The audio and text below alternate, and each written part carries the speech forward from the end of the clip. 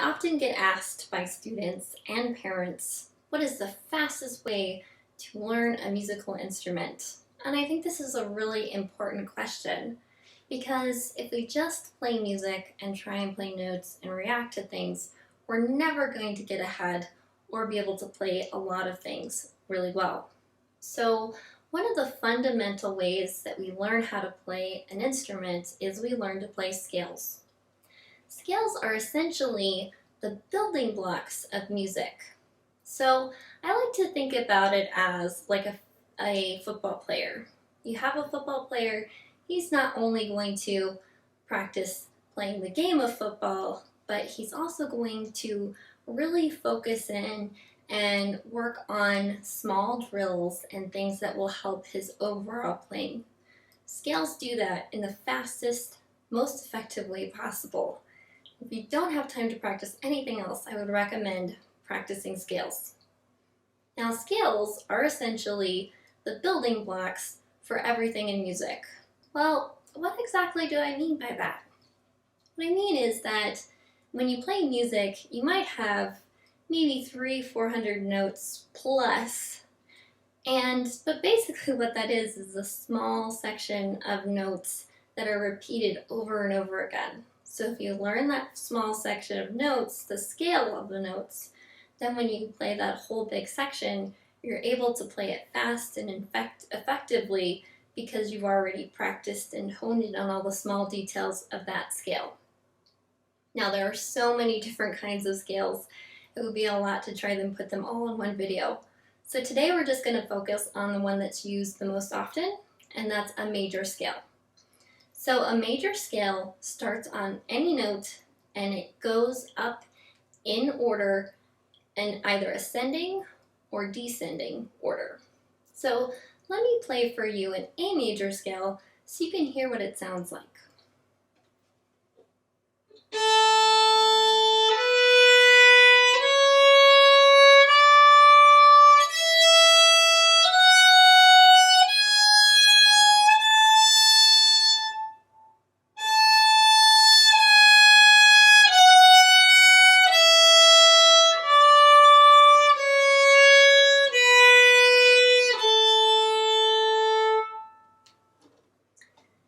So as you can hear, sometimes we'll play both. We'll play both the ascending going up and the descending going down.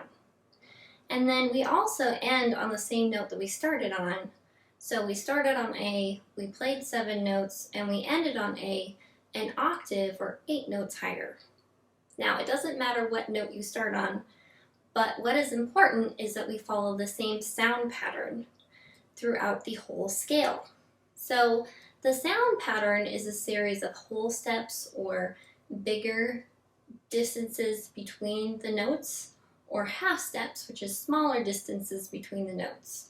So here's what a whole step sounds like. It's a kind of a big leap between the notes.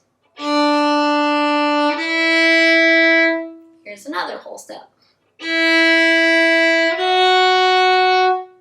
Now a half step is a small little distance in between the notes that is really, really small and narrow. And if you're playing a stringed instrument, it typically means that your fingers are really close together as opposed to a whole step where your fingers are super far apart.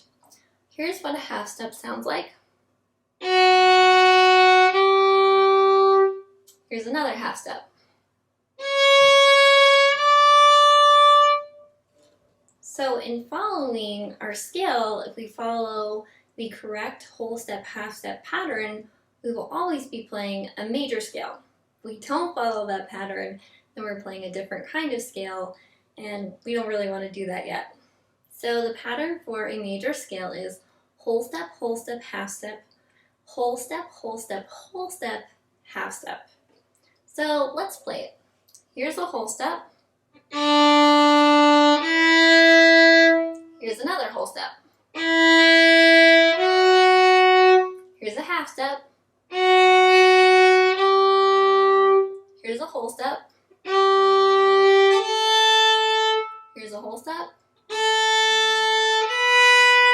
Here's a whole step. Here's a half step.